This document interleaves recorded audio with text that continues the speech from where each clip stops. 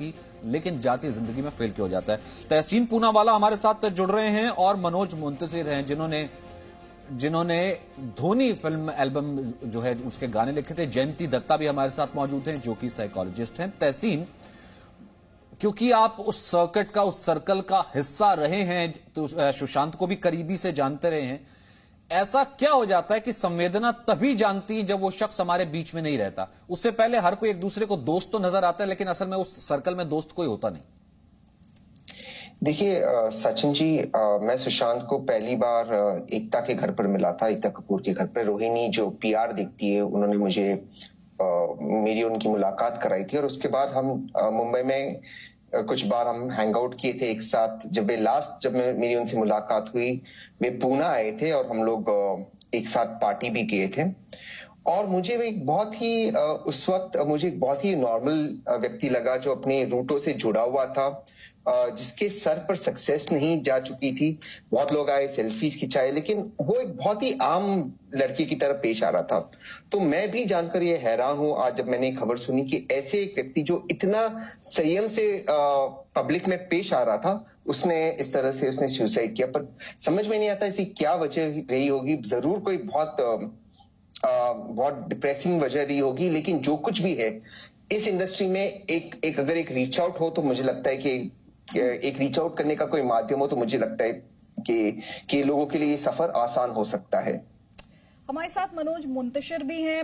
मनोज, आप जब ये खबर सुन रहे हैं, देख रहे हैं, धोनी फिल्म में आपको मौका भी मिला, आपने उस फिल्म के लिए गाने लिखना, आपने खुद ही कहा था कि बहुत चैलेंज था। सुशांत सिंह राजपूत खुदकुशी कर सकते हैं, आप इस बात पर भरोसा कर पा रहे हैं? आपका उनसे कम्युनिकेशन कब हुआ लास्ट? मुझे लग रहा है काश इस वक्त दुनिया के जितनी भी मीडिया एजेंसीज हैं और जी न्यूज जैसे चैनल हैं जो अब सच कहने के लिए, सच दिखाने के लिए विख्यात हैं, मैं चाहता हूं इस मोमेंट आप सब झूठ बोल रहे हो। इस मोमेंट आप जितनी भी खबरें दिखा रहे हैं, काश वो सब झूठ। क्योंकि अगर इसे सच मान लिया गया तो कौन से दिल से बर्दाश्त करेंगे। मुझे अभी आपके चैनल पे देख रहा था मैं, आप मेरा ही लिखा हुआ एक गाना दिखा रहे थे, बेसब्रियां, MS धोनी का। ये 2-2.5 साल पहले जब मैं गीत लिख रहा था, तो क्या मैंने कभी अपने ख्वाबों में भी तसव्वुर किया था कि एक दिन यही गाना सुशांत सिंह की डिमाइस पर बज रहा होगा और मैं सुन रहा हूंगा? कभी सोचा ही नहीं था। सुशांत सिंह बहुत स्पिरिचुअल किस्म के इंसान थे। अगर आप उनके इंस्टाग्राम पोस्ट भी देखें जाके, तो आपको ताज्जुब होता है कि एक आदमी जिसकी उम्र सिर्फ 34 साल की थी, पर स्पिरिचुअली, आध्यात्मिक तौर पे बहुत जागृत थे, बहुत जागरूक इंसान थे वो। ऐसा आदमी जो जिंदगी के धूप छांव सारे जो बैलेंसेस हैं और डिसबैलेंसेस हैं उनको समझता है, जो मेंटली इतना स्ट्रांग है कि पटना जैसे एक छोटे से शहर से निकल के आज वो बॉलीवुड की इतनी बड़ी हस्ती बना। तो वो कमजोर इंसान की बात नहीं कर रहे हैं हम एक बहुत स्ट्रांग, बड़े सशक्त व्यक्तित्व की बात कर रहे हैं। ऐसा क्या हो जाता है कि इतना मजबूत आदमी, जिसको स्ट्रगल नहीं हरा पाया, जिसको भूख नहीं हरा पाई, जिसको बेकारी नहीं हरा पाई, जिसको बेरोजगारी नहीं हरा पाई, उसको सब कुछ हासिल होने के बाद किस चीज ने हरा दिया? This is the time when we should think back. Happiness quotient क्यों मिसिंग है हमारी फिल्म इंडस्ट्री से, खास तौर से? और मैं तो इनसाइडर हूं, तो आमतौर पे ऐसी बातें लोग कहते नहीं है, क्योंकि ये कहते हुए लगता है कि हम अपनी इंडस्ट्री को एक रॉन्ग लाइट में दिखा रहे हैं। पर इससे कब तक परहेज करेंगे? हमें कितने सुशांत और खोने होंगे ये जानने के लिए कि इस इंडस्ट्री में हैप्पीनेस क्वोशेंट की कमी है? वो हमें ढूंढ के लानी है, हमें पता करना है कि क्यों हमने मिस कर दिया। आपने हैप्पीनेस क्वोशेंट का जिक्र किया, अनहैप्पी थे सुशांत? कोई कॉन्वर्सेशन देखिए, आपको ऐसा अनहैप्पी नहीं थे, वो आध्यात्मिक थे? ये जो आपने पहलू उठाया, कई गेस्ट ने उठाया। जी, सुशांत सिंह के लेवल का आदमी अगर अनहैप्पी भी होगा ना, तो वो पूरी दुनिया से गाता हुआ नहीं घूमेगा, वो अपने अंदर ही रखेगा। एक बात का मुझे बहुत दुख है, इसकी खुशी होनी चाहिए, पर इसका मुझे दुख है कि वो बहुत अच्छे एक्टर थे। अगर वो इतने अच्छे एक्टर ना होते ना, तो हम उनके चेहरे से पढ़ लेते कि वो किस दुविधा से, किस मुश्किल से, किस दर्द से गुजर रहे हैं। पर एक्टर अच्छे थे, इसलिए छुपा गया सब कुछ। कभी पता ही नहीं चला कि ये आदमी जो दुनिया में हंस रहा है, कह कहे लगा रहा है, जो लगता है कि इससे खुश कोई इंसान नहीं है, वो अंदर से कितना टूटा हुआ है। ये एक्टिंग में धोखा दिया। मैं वही कह रहा हूं ना, कोई तो होता जो सच्चाई तो वो नहीं है जो चेहरे से दिखती है। जो चेहरे से दिखती है वो सच्चाई नहीं है। जयदीप पहलावत भी हमारे साथ है, एक और फाइन एक्टर जयदीप पहलावत, राजी, और अभी हमने देखा पाताल लोक में भी। जयदीप, बिलीव ही नहीं होता, इतना शानदार एक्टर 34 साल का, इतने चरम पर, और ऐसे चला गया। सर क्या कहूं, मैं सच कह रहे हो आप। मैं अभी पिछले जब से ही सुना है, मैं तो मुझे बिल्कुल समझ नहीं आ रहा है कि ये सच भी है या नहीं है। जबकि सबको लोग कह रहे हैं सच है। मैं एकदम शॉक में हूँ, समझ नहीं आ रहा कि अब जैसे सब ने ये बात बोली है कि एक ऐसा एक्टर की इतनी उम्र में, कोई बहुत बड़ी उम्र नहीं होती 34 साल की उम्र, आप एक शहर से उठ के आते हो जिसका कोई बैकग्राउंड नहीं है और आप इतनी मेहनत करके यहाँ तक पहुंचते हो, सब कुछ हासिल करते हो, नाम, दौलत, शोहरत, हर आदमी आपको पसंद करता है, हर आदमी बोलता है कि हाँ यार बहुत ही कमिटेड एक्टर है बहुत, and suddenly I don't no sir, मैं कुछ समझ नहीं पा रहा हूँ। लेकिन जयदीप अब हो ही गया कुछ टाइम, अब तो बॉलीवुड में आए। जयदीप आप भी तो हरियाणा से आते हैं, छोटा सा हरियाणा, गांव की पृष्ठभूमि से। सुशांत है वो भी पटना से आता था, उसके बाद इतने छोटे से शहर से जब इतना टफ माइंड लेकर के बॉलीवुड जैसी जगह पे स्ट्रगल करके इतना ऊंचा पहुंच जाता है, फिर वो कमजोर क्यों हो जाता है? ऐसा क्या है बॉलीवुड में? पता नहीं सर, मैं जैसे सर कह रहे थे कि जो हैप्पीनेस क्वोशेंट है वो शायद लोग लैक करते हैं जो छोटे शहरों में है। मुझे लगता है वो ज्यादा है क्योंकि सामाजिक परिवेश जो है ना वो आपको बिजी रखता है, आप कह पाते हो, सुन पाते हो। मुझे लगता है कि कहीं ना कहीं वो शायद मिसिंग है। बहुत इस तरह के बड़ी चमक दमक वाली दुनिया में शायद थोड़ा सा कम होते हैं दोस्त लोग जिनसे आप कह पाते हो। और सर बहुत सही बात कह रहे थे कि अगर वो इतने अच्छे एक्टर नहीं होते तो शायद पकड़ आ जाते हैं कि कुछ चल रहा है, बट वो छुपा गए। कुछ तो हुआ होगा, कुछ तो चला होगा दिमाग में, नहीं तो सडनली इतना मजबूत इंसान और ये खबर तो बिल्कुल भी कहीं से भी मैच नहीं करती है। आई डोंट नो सर, मुझे कुछ समझ नहीं आ रहा मैं क्या कहूँ। मुझे अच्छा लग रहा है जयदीप, आप मनोज ईमानदारी से इस पर बात कर रहे हैं, क्योंकि अक्सर जो आर्टिस्ट आते हैं इंडस्ट्री से, उन्हें लगता है कि अगर हम सच बोल देंगे तो इंडस्ट्री पता नहीं हमारे साथ कैसे व्यवहार करेगी। लेकिन ये अपने आप में, हम लगातार जी न्यूज पर 7 सवाल उठा रहे हैं, उसमें अकेलेपन की बात कर रहे हैं, महानगरों की चकाचौंध और उसमें एक अकेलापन। दूसरा हम बात कर रहे हैं कि छोटे शहरों से आने वाले मुंबई शहर में आकर क्या खुद को डिस्प्लेस पाते हैं, उस इंडस्ट्री में नहीं आ पाते हैं। शक्ति कपूर जुड़ गए हमारे साथ। जी, शक्ति कपूर हमारे साथ मौजूद हैं। शक्ति, इसी सवाल को आगे बढ़ाता हूं। ठीक है, आप भी शॉक्ड होंगे, हर कोई अनबिलीवेबल है इस बात को लेकर के कि इस उम्र में और इतना यंग एक्टर। मैं इसी बात को आगे बढ़ाता हूं। लोग मांग रहे हैं कि हाँ, बॉलीवुड में कहीं ना कहीं एक हैप्पीनेस कोशेंट की कमी है, कुछ ना कुछ तो ऐसा है जो डिप्रेशन खींच करके इतने युवा जेम को हमारे बीच से ले जाता है। नहीं sir, I don't agree to you on this, क्योंकि डिप्रेशन तो हर जगह हो जाता है।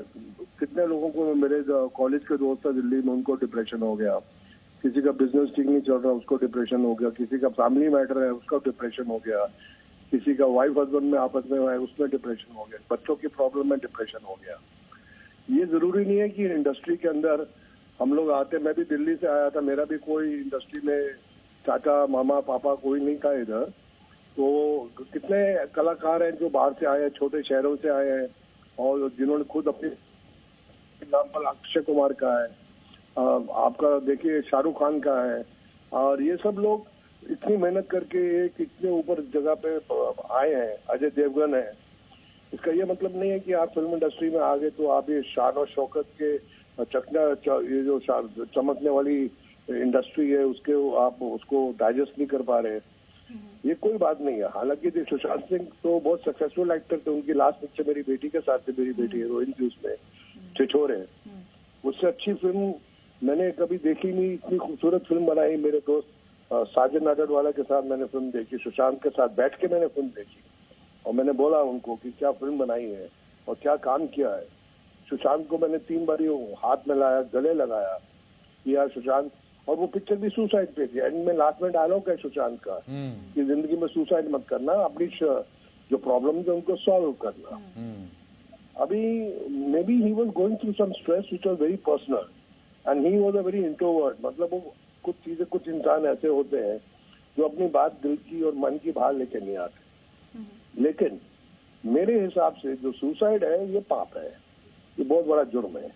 आपको अपनी प्रॉब्लम्स को सॉल्व करना है, उनको फेस करना है। मैं हमेशा यही बोलता हूँ आज की जनरेशन को, जब मेरी उम्र थी 20, 25, 30, 32 साल, तब तो मैंने सुसाइड होते हुए कभी सुना ही नहीं था। कि आज की जनरेशन में अचानक ही सुसाइड टेंडेंसीज क्यों आ गई है।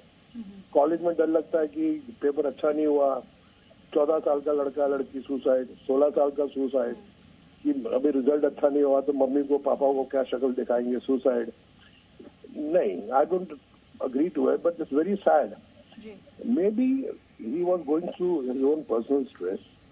ऐसा नहीं कि उनको काम की कमी थी या पैसे की कमी थी। Maybe he was too lonely, maybe too alone, I don't know, but it is very sad that we lost a very good actor.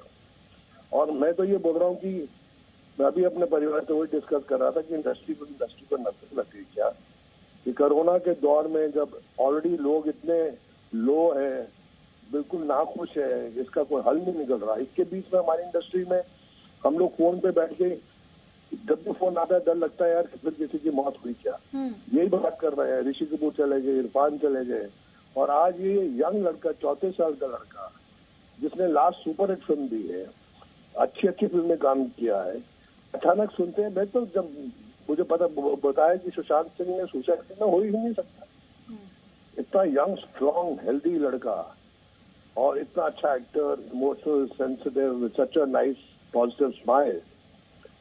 So I don't know, it's very sad days, very sad days. I mean, we must. आपकी last time कब बात हुई उनसे? Last communication कब हुआ आपका शक्ति जी उनके? मैंने लास्ट मैडम, और कैसे शख्सियत थी? आपने इंट्रोवर्ट होने का जिक्र किया उनके, आपने उनकी स्माइल का जिक्र किया, जो जिस स्माइल के बिना वो कभी दिखाई ही नहीं दिए पब्लिक स्पेस में। उनकी शख्सियत के बारे में भी बताइए। और नहीं, मैं देखिए, मैंने लास्ट जो उनसे मिला हूँ, मैं फिल्म का जो एक ट्रायल था छिछोरे, जो मुझे फिल्म बहुत अच्छी लगी, जिसके अंदर मैंने देख के बड़ा, जब वो पिक्चर खत्म हुई मैं 5 मिनट कुर्सी से हिला नहीं था। मैं उस फिल्म को डाइजेस्ट कर रहा था। मुझे सुशांत सिंह वगैरह ने उठाया कि क्या हुआ, मैं कहा यार 5 मिनट मुझे बैठे रहने दो, ये पिक्चर ने मेरे को हिला दिया। So I found him to be a very, एक ऐसा आदमी जो कुछ चीजें उसके अंदर है जो, मैं बहुत एक्सट्रोवर्ट हूँ, मैं मेरे दिल में जो आता है वो मेरी जबान पे आ जाता है। कुछ लोग मेरी जिंदगी में ऐसे मिले जो एंड तक कितनी चीजें छुपा के ऊपर चले गए। तो जैसे मुझे पता चला उनके दोस्तों से भी, उनसे भी जो उसके नजदीक थे, ही was a little introvert. Introvert का मतलब है कि वो आराम से कुछ रिएक्शंस कम, और जो कुछ चीजें छुपाने का, अंदर रखने का, जो मेरे में बिल्कुल नहीं है। मेरे बच्चे बोलते हैं कि पापा आप तो एकदम से बोल देते हो कुछ चीजें, मैं कहा मैं ऐसा ही हूँ। लेकिन ये सुसाइड करना दिस एज, आई डिसएग्री। मैं पूरे हिंदुस्तान के यूथ को यही कहता हूँ कि अगर कोई ऐसी समस्याएं हैं उनको डिस्कस करो, अपने माता पिता से डिस्कस करो, अपने दोस्तों से डिस्कस करो। आपने सही कहा ना, आपने सही कहा ना कि देखिए वो छिछोरे फिल्म भी इसी नोट पे खत्म होती है। उनका कैरेक्टर ही यही कहता है कि ऐसा कि कोई बात होती है रीच आउट करो, बात करने से ही बात होती है, कोई पार्टनर होना चाहिए। फिलहाल जैसा हमने कहा है, और उनका मैं रुख करना चाहती हूँ। और मैम मेरा सवाल आपसे ये है, दरअसल हम जिस कोरोना काल में रहे, इस काल में इम्यूनिटी की बात बहुत ज्यादा की जा रही है, चाहे वो आपकी शारीरिक इम्यूनिटी हो या फिर ये मेंटली भी, मानसिक तौर पर भी। और मैं स्पोर्ट्स भी कवर किया है, उसमें भी मेंटल टफनेस की बात बहुत ज्यादा की जाती है। एक चैंपियन और एक ऑर्डिनरी पर्सन को जो डिफरेंशिएट करता है ये मेंटालिटी होती है, ये टफनेस होती है, मानसिक तौर पर इम्यूनिटी। आपको क्या लग रहा है इस खबर को जब आप देख रही हैं, सुन रही हैं, इस पर चर्चा में आप शामिल होने के लिए आई हैं, इस इम्यूनिटी को कैसे डेवलप किया जाएगा? देखिए, इम्यूनिटी की अगर बात करें तो हम साइकोलॉजिस्ट बिलीव करते हैं कि आपकी जो इमोशंस, आपकी जो सोच, वो आपके अंदर की बात है। अगर आप अपनी सोच के ऊपर काबू पा लेते हो, आप देखिए जब हम साइकोथेरेपी के लिए मरीजों को बुलाते हैं, अक्सर मेरे डिप्रेसिव पेशेंट्स जो आते हैं, मेडिसिन तो अलग बात है, मेडिसिन के तहत कई जगह ऐसा होता है कि आपको तुरंत मेडिसिनल इंटरवेंशन देना होता है, लेकिन साइकोथेरेपी में हम करते क्या है, हम आपकी विल पावर, आपकी इम्यून सिस्टम, आपके सोच के जरिए, ऐसे बहुत सारे मेरे पेशेंट्स हैं जिन्होंने सुइसाइड की सोची, सुइसाइड अटेम्प्ट करी, लेकिन उसके बाद they are back into the खुशहाल जिंदगी, शादीशुदा जिंदगी में बड़े आराम से एडजस्टेड हो गए हैं। यकीन मानिए, सुइसाइड की जो सोच है वो कुछ ही मिनट्स के लिए आपके दिमाग में, आपके जहन में जकड़न पैदा करती है। उस वक्त अगर हम क्राइसिस इंटरवेंशन देते हैं, मरीज को हम उसमें से निकाल लेते हैं, तो वो बिल्कुल कोई खतरे वाली बात नहीं रहती है। Now for this particular persona, अभी जब तक मैंने जितना सुना, Sushant was a very intelligent boy and very ambitious. इसके साथ साथ उनके साथ एक इमोशनल लैकुना था, वो अपने माँ से बहुत हिले हुए थे, और माँ के डेथ के बाद probably there was nobody with whom he could have that kind of a rapport. ये बहुत जरूरी बात है, और खास करके कोविड-19 के दौरान तो होता क्या है, एक sense of insecurity, sense of apprehension, आपकी एम्बिशियसनेस, उसके साथ साथ ये दोहरी शख्सियत की बात है। एक तो आप जो बाहरी दुनिया को दिखाते हो, very vibrant, very extrovert, very Jubilant, लेकिन जो अंदर घुटन होती है वो आप किसी से शेयर नहीं कर पाते। तभी लिए तो जयंती जी, हम जो कवरेज कर रहे हैं ना, हम लगातार जी न्यूज पर एक चीज दिखा रहे हैं। देखिए 3 पॉइंट में दोबारा एक तो दर्शकों को साफ कर देना चाहता हूं। एक तो ये, हम कोई भी ऐसी चीज नहीं दिखा रही जो संवेदनशील हो, लगातार उस जगह पर जाना कि वहां कहां हो, या फिर कुछ इस तरह की इंफॉर्मेशन हो जो शेयर करना जिससे कोई सनसनी की ऐसी बात हो। दूसरा ये, हम भी कह रहे हैं और जो गेस्ट जुड़ रहे हैं वो भी कह रहे हैं कि हम सुसाइड को बिल्कुल भी सही नहीं मानते, और जैसा अदिति ने बखूबी कहा, बिल्कुल ठीक, कि ये एक इम्यूनिटी का टेस्ट है, न केवल आपकी शारीरिक बल्कि मानसिक इम्यूनिटी का भी टेस्ट है कि आप मेंटली इस पीरियड में, जब जैसे कि कोरोना है और इस पीरियड में कि अगर आप डिप्रेशन में भी हैं या अगर आप अकेले भी हैं, कितने स्ट्रांग है। तो हम इसी वजह से हमारी जो पूरी कवरेज है वो इन्हीं तीनों पॉइंट्स पर ही पोर्ट्रे कर रहे हैं। बिल्कुल मनोज, अगर आप तक आवाज पहुंच रही हो, ये बदले हुए हालात हैं, और आप इंडस्ट्री का भी जिक्र कर रहे थे। शक्ति कपूर जी ने यह कहने की कोशिश की कि युवाओं में अब इस तरह की टेंडेंसी ज्यादा एक ट्रेंड बनती जा रही है, लेकिन मेरा कहना यह है क्योंकि कोरोना काल में सब कुछ लॉकडाउन में, शूट्स नहीं हो रहे, स्टार्स घर पर हैं, क्या ये टेंडेंसी ज्यादा ग्रो कर रही है ऑलरेडी, गिवन द फैक्ट कि ऑलरेडी लोनलीनेस है? देखिए, खास तौर से मैंने एक बात पहले भी कही थी और मैं फिर कह रहा हूं, हालांकि शक्ति जी मेरी इस बात से मुत्तफिक नहीं थे, लेकिन मैं दोबारा ये दोहरा रहा हूं कि ये सच है कि फिल्म इंडस्ट्री में हमें ग्लैमर की, चमक दमक की, भीड़ भाड़ की, हजारों लोगों से घिरे रहने की इतनी आदत होती है कि अचानक किसी भी वजह से जब ये सब छिन जाता है, चाहे थोड़े दिनों के लिए ही सही, चाहे टेम्परेरी तौर पे ही सही, तो हम इसको मिस करते हैं। तो ये जो कोरोना काल है, इस वक्त जाहिर सी बात है कोई घर से बाहर नहीं निकल रहा। हमने एक बात ये भी देखी, मैं सुन रहा हूं कि सुशांत अपने फादर को अक्सर फोन किया करते थे इस बीच, पिछले कुछ दिनों में, और उनको मुंबई बुलाया करते थे कि आप थोड़े दिनों के लिए मुंबई आ जाएं। तो इधर लॉकडाउन था, लॉकडाउन की वजह से मूवमेंट जो था इंटर स्टेट वो नहीं हो पाया, किसी भी वजह से उनके फादर यहां मुंबई आ नहीं पाए। मैं समझता हूं कॉल फॉर हेल्प थी, वो रीच आउट कर रहे थे अपने फादर को, कुछ कहना चाह रहे थे, कुछ बताना चाह रहे थे। तो जो भी हमने कोरोना के दौरान देखा है, ये सच है कि कोरोना का कंट्रीब्यूशन इस तरह की घटनाओं में है, इससे इनकार नहीं किया जा सकता। लेकिन साथ ही ये भी सच है कि हम इतना डिपेंडेंट हो गए हैं बाहरी तालियों पे, बाहरी वाहवाहियों पे, बाहरी शाबाशियों पे, पपराजी पे, मीडिया पे, चमक दमक पे, धूमधाम पे, कि ये सब अगर चला जाए ना थोड़ी देर के लिए, तो लगता है कि हम एकदम लॉस्ट हो गए। हमें पता नहीं कि हम अपनी जिंदगी का करें क्या। ये जो हमें 12 घंटे जगना है और उसके बाद 8 घंटे सोना है, ये हम क्या करें इस वक्त का। तो ये मुश्किल है, और मुझे लगता है जयंती जी जो कह रही थी वो बात सही है कि हमें एक बार वापस अपने अंदर यात्रा करने की जरूरत है। मैं लॉकडाउन में अक्सर लोगों से कहा करता था कि if you can not go out, go inside, अपने अंदर जाओ, ये मौका है। हमें ये बात समझनी होगी कि जो सबसे बेसिक जरूरत है, खुशी है, वो हमारे अंदर ही है। और सुनने में स्पिरिचुअल लगती है बात, सुनने में शायद किताबी लगती है, पर ये सच है। और सुशांत ने अपनी फिल्म में ही कहा है, छिछोरे में, कि जिंदगी में अगर सबसे ज्यादा कुछ इंपॉर्टेंट है तो वो है जिंदगी खुद। ये जरा सी बात सुशांत ने बोली, इतनी अच्छे से बोली कि सुनने वाले सुनते रह गए। सुनने वालों को लगा कि सुशांत ये अंदर से महसूस करते हैं। मुझे दुख इस बात का है कि सुशांत ने बतौर एक्टर ये डायलॉग अदा तो कर दिए, लेकिन खुद पे नहीं उतारे, खुद नहीं जिया उस लाइन। मैं वही कह रहा हूं ना मनोज, इतनी कन्विंसिंगली अदा कर दिए कि सामने वाले को ये दिखा दिया, ये संदेशा दे दिया कि जो देख रहा है ना उसके अंदर तो ये बात घर कर गई। काश ये सुशांत के अंदर भी बात घर की गई होती। और एक बार फिर से मैं बताऊं, हम कोई भी ऐसी कोई तस्वीर या कोई ऐसी इंफॉर्मेशन नहीं दिखा रहे अपनी इस पूरी कवरेज के दौरान जिससे किसी की भावनाओं को ठेस पहुंचे। हम लगातार ये कह रहे हैं कि सुसाइड बुरी चीज है, हम लगातार ये कह रहे हैं कि ये इम्यूनिटी का कहीं ना कहीं एक टेस्ट भी है। उसी के इर्द गिर्द ही हम इस पूरे सवाल, इस पूरी कवरेज को लेकर के जा रहे हैं। राजबब्बर हमारे साथ है ना जी, राजबब्बर जी हमारे साथ है। राजबब्बर जी, खबर आप पहले से ही जानते हैं, दुखद खबर है, शॉकिंग खबर है सर। सुशांत सिंह राजपूत, आखिरी टाइम कब मुलाकात हुई, क्या कम्युनिकेशन हुआ, कैसे उनकी शख्सियत को आप बताएंगे हमारे दर्शकों के सामने? देखिए, मेरे लिए ये कहना बड़ा मुश्किल है। मैं सुबह से जिस वक्त से दोपहर के बाद से खबर आना शुरू हुई है, मेरे परिवार में एक अजीब सा सदमा है। मैं बहुत, जैसी खबर सोशल मीडिया पे आई, मैंने अपनी पत्नी को नहीं बताई। मैंने पहले कंफर्म किया अपने बच्ची से, जो बेटी से, क्योंकि इसने जो अपना थिएटर का करियर शुरू किया है, जो पहली ट्रेनिंग वर्कशॉप एक्टिंग की थी वो नादरा के साथ में की, मेरी मिसेस के साथ में एकजुट के रूप में। और वो उसने हमेशा कहता भी रहा, जहां भी मिलता था उसके पाँव छूता था। और जो उसने पहला प्ले जो उसने किया क्राई ऑर्गेनाइजेशन के लिए, इसको डायरेक्ट किया था जूही ने, मेरी बेटी ने। आर्य के साथ में इसने अपना कैरियर शुरू किया एक्टिंग के साथ में, मेरे एक बेटे के साथ में। ये बहुत ऊंचाइयों पर गया और ऊंचाइयों पर जाने के बावजूद भी हमेशा जमीन पर रहा, कभी उसने ये एहसास नहीं कराया।